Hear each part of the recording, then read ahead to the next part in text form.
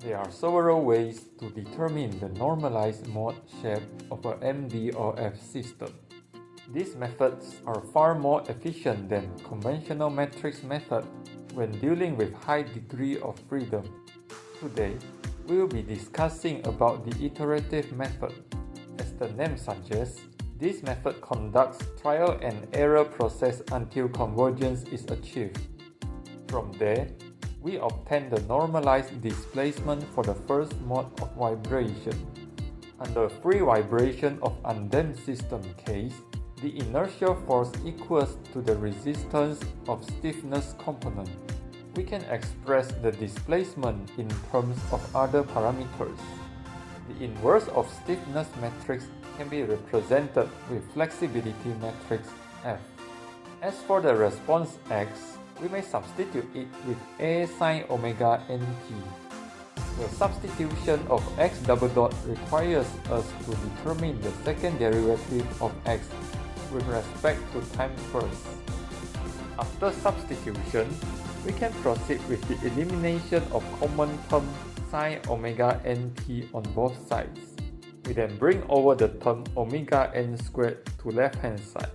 When the displacements are normalized, we can use the term phi instead of A to represent them.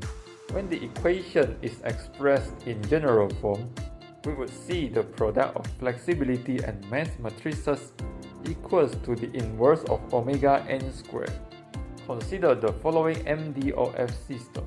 Let's proceed with the analysis procedure and solve for its first mode of vibration. Given the general equation, we would need to determine the mass and flexibility matrices. Then we substitute them back to the equation. For the first iteration, let's arbitrarily set the normalized displacement as 1 for all degrees of freedom. We then calculate the product of F, M, and normalized displacement matrices. We have now obtained a 3x1 matrix. Let's normalize the terms in this resultant matrix using factor equals to the topmost displacement, namely phi 1, 3. The normalized displacements are nowhere near the trial solution we used for the first iteration. For the second iteration, we will use the normalized result from first iteration as trial solution and repeat the calculation. We should continue with the next iteration whenever we are yet to reach convergence.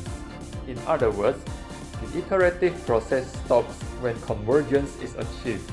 Only then, we may calculate the natural frequency of the system when it is vibrating in this mode.